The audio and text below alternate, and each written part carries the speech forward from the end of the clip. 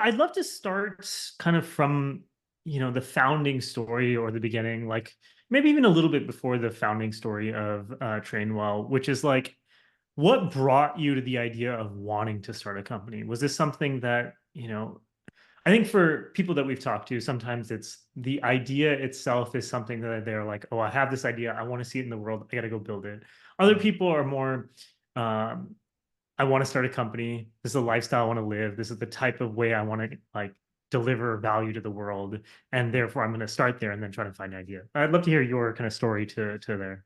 Yeah, I definitely fall more into the latter camp where probably even as early as like middle school was just very easily bored, very disdainful for authority and having a boss, and very excited by the premise of building something that could just be put into people's hands that they could use and interact with and get some kind of value from. And so, as early as I think it was like seventh grade, I had taught myself how to code very badly, of course, but just well enough to be able to make some video games and try to put those on CDs and sell them at lunch. So like I was that kid who was Nice. like, I'm going to be an entrepreneur pretty much from the very beginning. It took me many, many iterations of exploring different ideas to eventually come to the idea that would eventually become the Trainwell we know today. I was that guy who probably had a different idea like every year of high school, every year of college, and I was constantly just ideating things. And finally, sort of as I was finishing up my college degree at Carnegie Mellon here in Pittsburgh, I became very fascinated by or fitness, I guess, as a parallel path in my life, of becoming a bigger and bigger part of my life. My now co-founder, then just best friend, Gabe, had introduced me to fitness at the very beginning of college, end of high school time, and that had sort of grown as a passion in the background. And when I found myself thinking, okay, what's my next idea? Like, I got to figure something out. I'm about to graduate college. Like, what do I want to do? I don't want to go take the Google job, right? I want to go build my own thing. And so I became very fascinated by this intersection of fitness and technology. And so I pitched Gabe, my techie friend. He was at MIT at the time, who had gotten me into fitness, and said, all right, let's do this. Let's try to Yeah. build something here. And the initial idea was actually quite distinct from what we ended up actually finding product market fit with. But it was essentially just taking wearable devices, so like the Apple Watch, and writing a bunch of software for them to be able to track what people are doing while they were exercising using all of the motion sensors, especially in those devices. So we would track what exercise you're doing, how many reps, your pacing, your range of motion, all that stuff. What we found, as many entrepreneurs do, was that that was a cool thing that was fun to show people, but did not deliver compelling value. It was not something that people needed. It was just something that maybe some people would want casually or would think that it was cool. And so we dug deeper and really tried to understand in this fitness sector, in the way it is behaving right now, what are the biggest need to haves? What are the biggest actual problems that need to be solved? And we found that it was pretty simple. It was people just don't have the motivation and the accountability to actually do the workouts. A lot of companies were trying to make fancier workouts, more optimized workouts, more tech-enabled workouts, but very few companies were tackling or able to tackle this problem of how do you actually just get someone to do it regardless of what it is. And so that led us towards human trainers. Real personal trainers are an amazing resource to achieve that. If you have someone in your corner, if you have someone cheering you on, someone holding you accountable, someone maybe even calling you and saying, hey, time to go to the gym, right? Or like, I'm looking forward to seeing that workout later today. That is finally what clicked, which was there was a large market of people who were willing to pay, in our price range of $100 a month for access to a real personal trainer remotely, to not only give them the workouts, of course, but more importantly, work with them on how do these workouts actually fit into your life? How can we keep you motivated? How can we hold you accountable to actually do this plan? And yeah, then the business started to grow. That's awesome. So I'm going to go back a little bit and then we'll move it forward. So Sure. I'd love to hear, going from college and just starting a company without doing anything beforehand. Like, I know a lot of people do it, but it takes a little bit of courage, I guess, as well as maybe stupidity, maybe is another one. Like did you feel secure? Like why not take a job somewhere else for a year or two, learn the ropes, and then go try something? Yeah, I don't know. I mean, I was probably too confident for my own good where where I believe, or maybe I was just confident enough, I don't know, to do this Sure, crazy path, right? I truly believed that if I wanted to be an entrepreneur and I wanted to build a company that could support me as my career, then I would, right? And there was really no part of me, especially when I was working on an idea that I was so passionate about in fitness, no part of me was like regretting it or worrying about, oh, will I be homeless or, whatever. Like we were, paying ourselves next to nothing. We were all sure, living together. And like it honestly didn't matter. Like we were just having so much fun just working on this cool fitness stuff all day long. And we were hanging out with our best friends and like, in a very sort of simplistic way, like what more could you want, right? Like sure. Yeah, we were 21 years old, hanging out with our buddies, building really cool stuff. And the level of, money that we needed to be content and even have our basic needs met was very, very low. And yeah, so the perceived like risk or the opportunity cost of not taking the Google job actually felt pretty low at the yeah, time. And I'm glad that it did because, it's worked out well so far. yeah, I also had experiences in internships where I was, learning the ropes, or yeah, I was a part of a bigger company doing research on admittedly very cool products, very cool ideas, but I still just found myself like checking the clock and being like, all right, is it 5 right, p.m. yet? Like, can I go home? Like, I'm just one engineer writing one firmware package for one robotic sensor. Like, you know, who's the customer, why do they care, how are we going to right. grow this, like what's the impact, right? Like so I just knew I wouldn't be happy even if I had the most best cushiest job ever at Google. Was it one of the things that what you're talking to me about is kind of a breadth of experiences? It seems like you didn't just want to write code, but you also wanted to kind of have a broader experience. Was that part of it? For sure. Yeah, like I said, I definitely will recognize that I get bored very easily. Or like I'm very good at being someone who jumps between a lot of different tasks and tries to coordinate things or tries to put the right people in the right places. But you definitely don't want me being the like expert engineer who's just gonna sit down and try to like Right. solve some problem really well for a year or 5 years or 10 years, right? My co-founder is more so of that, cut, and we complemented each other very well as a result of that, where I would be going around and pitching this vision and trying to do all these 100 different things you need to do to kind of like push a business forwards generally, and he would be in the trenches making sure that the actual core technology, core product was something that was actually worth building a business Yeah. around. So you need both of those pieces. I was more so the, yeah, I want to do everything, I want to never be bored, I'd rather be stressed than bored, right? And just chasing that. How did you, so the original idea, the tracker for the smartwatches and stuff, how did you guys come up with that initial idea? It was it's a little crazy, but I literally was just so deep in trying to brainstorm what the idea was going to be for my company that I still have this wall set up at my childhood home where I had a whole wall. I was the guy from the meme with the red line, like the red thread going Yeah, between a bunch of different pictures. I literally had one column of, okay, these are things that I'm passionate about or I care about. One column of these are technologies that I know or that are popular right now. And then last was like, and these are markets or industries that feel like they are ripe for disruption, right? And there's a million frameworks to do this. sure. That just happened to be the one that I picked, and I would just draw lines across that and be like, oh, what would that business look like? Oh, what would that Yeah, business look like? And after doing that for a few weeks, going kind of crazy to be honest, I was driving to the internship that summer one day, and the idea popped into my head of, oh, like all these Fitbits and things are tracking all this cardio workouts, but literally no one, as far as I know, is tracking strength training, right? And there just was this huge opportunity of like, okay, machine learning, wearables, super hot right now, fitness, ripe for disruption. I love fitness as well, right? And so let's go do something here. I still have the screenshot. I texted Gabe. I was like, hey, I've got a crazy idea, that combines fitness and ML. And he just immediately replies saying, it's a winner, I can tell. Right. Like the rest is history. Sure. So when you guys built this thing out, like how did you realize like this wasn't going to be the thing? Like what was that kind of initial realization? How did you guys come to it?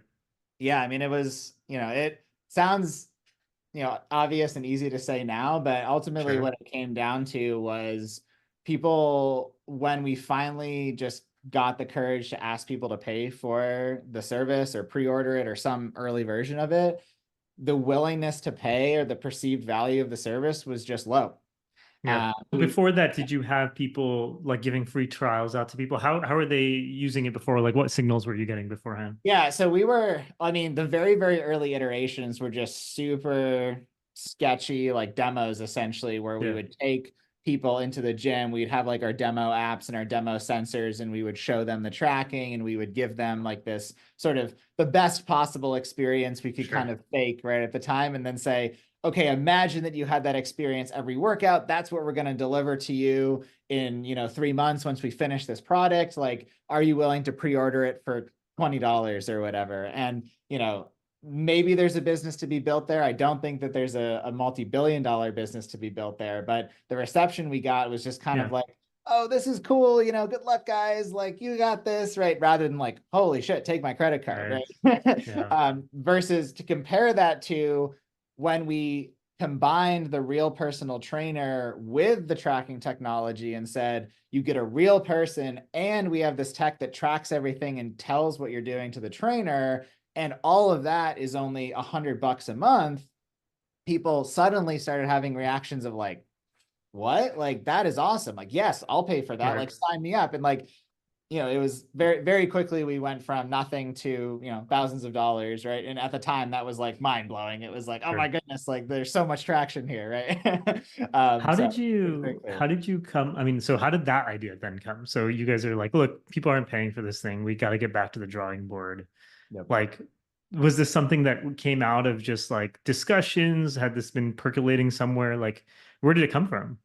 We forced ourselves, I think, to step out of our preconceived notions about fitness and our little bubble of fitness that we were living in, where we were enthusiasts. We were gym bros, for lack of Hmm. better words, right? Yeah. Like we were working out 6 days a week. A lot of the Right. people we were talking to were like the biggest guys in the gym lifting super heavy weights. And, we were in this like super small niche bubble of fitness.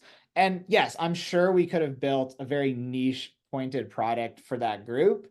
But both Gabe and I had this desire to build something that would help other people get to where we were rather than help people like us get farther. Hmm. And I'm not exactly sure why we felt that way. I think it was just we wanted more impact, right? We wanted to Sure. feel like we were really making a bigger impact in the world. And so we started seeking out beginners or the people in our lives who weren't going to a gym at all, Hmm. started asking them and saying, so why don't you work out? Or so Yeah. do you need a workout plan? Or how about we give you this tracking thing? And it just became so clear that yes, people didn't really know exactly what to do, but it was really just behavioral issues that were leading to them Right. not taking action. And then that sort of realization combined with, I think it was actually one of our early investor advisors who had an in-person trainer, because that's the other funny thing is Gabe and I had never had a personal trainer I see. Yeah. ourselves. So this angel investor guy says, yeah, I have a personal trainer and he gets me to work out every single day. It's awesome, but he costs $2,000 a month at Equinox. And we're like, huh, like I wonder if we could like make that more scalable, Right. make that remote or use this tech for that.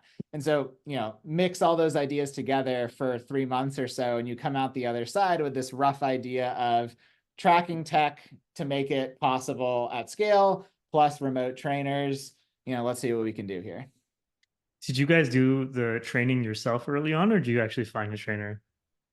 So very like iteration zero was we like did AI generated headshots for me and Gabe, and we Okay. assumed aliases, and we were Yeah. training like our parents and our friends and our friends' Sure. friends, right? And there's some funny stories there of like our friends getting super pissed when they thought they were getting like real training, but it was really just us like making stuff up. Um, Sure. Pretty early on when we were actually asking, random people aside from our friends for money for the product, we did bring on the very first trainer. And it's funny. Like I feel the same way about a trainer. It's like literally, it's for me, it's the threat of losing $100 that will get me into the gym. Because like normally, like today, I was supposed to I do a workout from 3 to 4, or 2 to 3, Uh-oh. and I'm like, I'm busy today, so I'm gonna try after this. But like yesterday, is my day that I go to the trainer. And it's like, you're just like, well, I can't tell him that I'm gonna like, leave, and he's got a 24-hour cancellation policy, so I'm Yep, screwed either way. yep, So it's yep. awesome. Tell me a little bit about so once you were so how did you guys know that you were onto something beyond kind of like that initial spurt of people paying you? Was that basically it? Like, was there a growth trajectory? Was there a level of excitement or something that were like, okay, like we should definitely go down this path? I think we went from basically $0 of revenue, and then when we launched the like very first version of the training product, I think we jumped up to, around what would it have been, like $5,000 to $10,000 a month of revenue, Yeah, and that correlated to less than 100 clients, right? Like something in that range.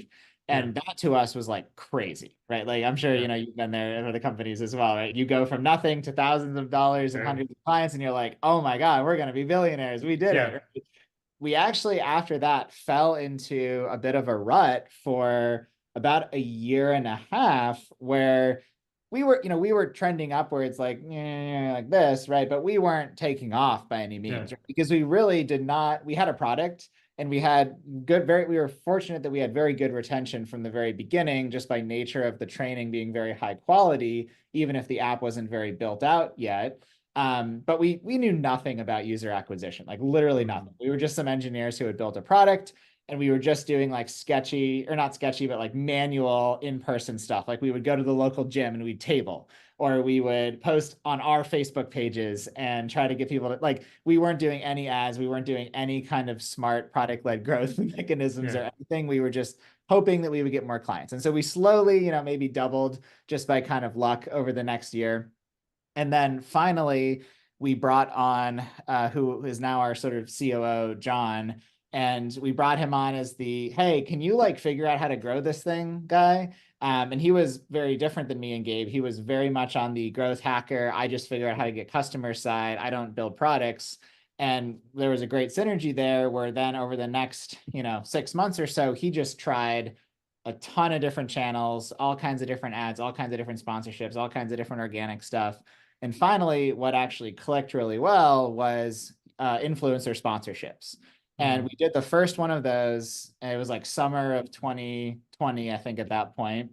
And it clicked. And that one sponsorship, I think, got like, 100 signups or something, which was, maybe not quite doubling us at the point, but it was like, whoa, like that was amazing. Right, We immediately paid back that sponsorship. Let's do that again. And right. long story short, we eventually found this formula that became quite repeatable, where we could do a certain type of sponsorship at a certain creator, a certain range of everything, and we could generate a lot of signups. And that winter season, sort of that New Year season, is when we really stepped into the bigger leagues of, doing a few videos that got us into the thousands of customers, the millions of revenue per year. And then, since that point in like early 2021, that's when we first really raised venture capital for the first time. That's when we started more aggressively investing into the marketing, into the team, into the product, and have scaled it since then. How big is the company now? So core team outside of like the trainers is still pretty small. We're at about 17 people full time Okay. today. The training staff is quite large. I think we just passed 80 full-time trainers plus all of Wow. the managers and operations around that. So all in all, the company is at about 100 people full-time today because all the trainers are full-time Right. employees. Oh, they Um, are. So they're not contractors. I think they're full time. They work for you the entire time. That's a very like it's yep. an interesting model. Like that's got to be different than the challenges of like building a pure software product.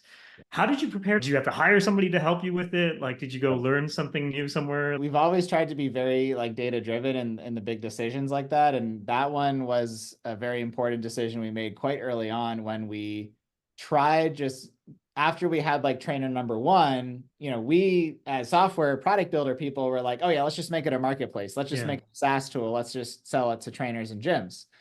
And we did that, we signed on, I don't know, maybe 5, 6 gyms and individual trainers, and we were starting to work with them and ramp them up. And we had the whole SaaS model built out. And we were fortunate that we had those customers and those clients and those metrics and outcomes right side by side with our internal trainer, our one trainer, and his clients and their outcomes and their metrics.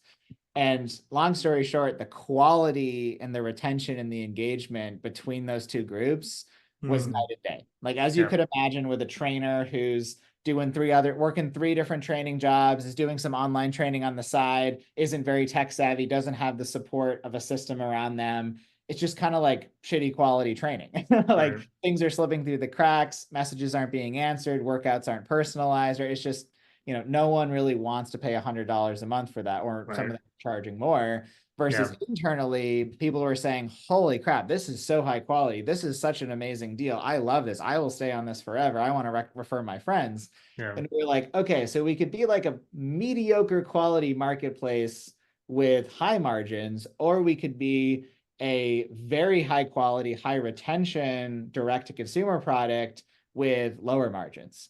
And we obviously went for the lower margin route, and that obviously has made the business more expensive to scale. But I believe it creates a much larger opportunity where, if you own the product top to bottom, you can just build a much bigger business. There's a much bigger opportunity there than if you're limited by selling a mediocre product through other Mm, people and collecting a yeah. percentage of that revenue, right? So, it's held up today. I think we're definitely a bigger business than any company that sells software to personal trainers, Yeah. which is good. And now we just have to be, the biggest in the fitness space. That's awesome. So when you guys were starting to take off, was it just the three of you guys? So you and the co-founder and the growth guy? Yep, and that very first trainer. Like, The basically, very the first four of trainer. Yeah. us would just hang out in the living room of our apartment every day, eat Yeah. Chipotle, and hope for the best. What was that? I mean, so going from you guys were about three-ish, I guess it's been about 3 years since then. You've brought on 80 some trainers. Like, what was the process like to hire that many trainers? That Oh seems yeah, difficult. like, we joke and say, like, we're a big company on the training side and a small Yeah. startup on the product side, because, Yeah. like, as you've picked up on, they require very different levels of operations, very different structures, right? And so we have, an entire team of people who do the recruiting and onboarding and vetting of new trainers, versus, the recruiting for the core team is like me. Right. Right? Sure. And so it's very, very different.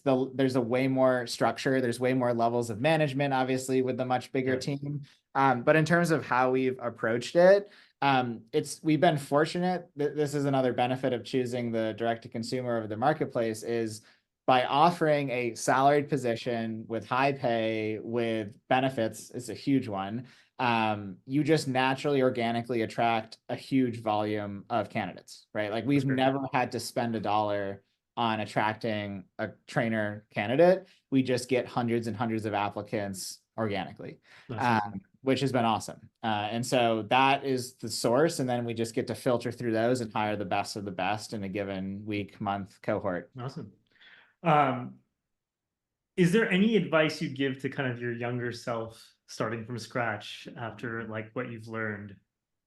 Yeah, I don't know, this is probably like a stereotypical, like, second time founder thing, but definitely the learning more and appreciating more about distribution and user acquisition. I think if I could go back to my younger self, like, I truly just believed in the, like, build it and they will come, right? Of, like, if you've built a good enough product, it will just have a million users. Right. And I think there are certain types of products in which that can be true, right? Like social networks, for example. I think that maybe can be true.